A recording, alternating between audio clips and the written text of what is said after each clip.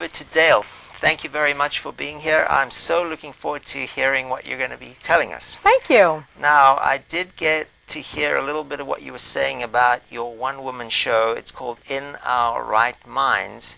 So tell viewers what that is all about.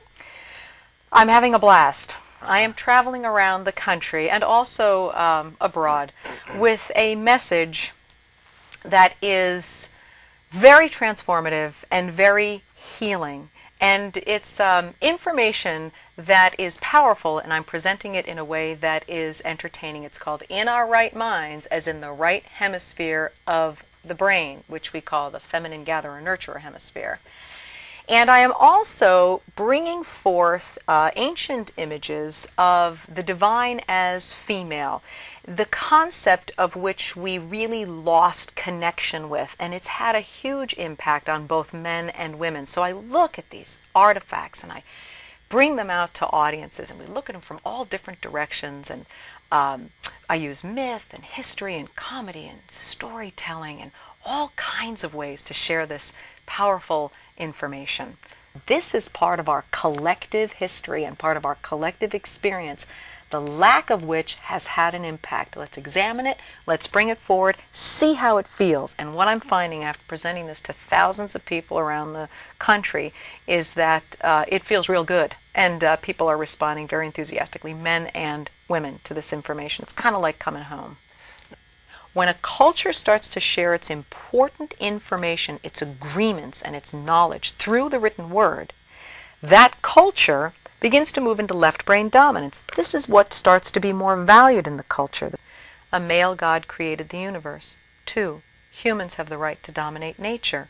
3, man has the right to dominate woman.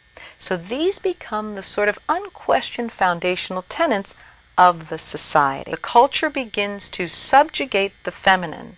All of our right brain skill and wisdom in men and women begins to become secondary. That right hemisphere is intuitive intelligence. Suddenly that becomes suspect, dangerous. So there is a vital call to begin to look at these images and ideas of the female body as sacred.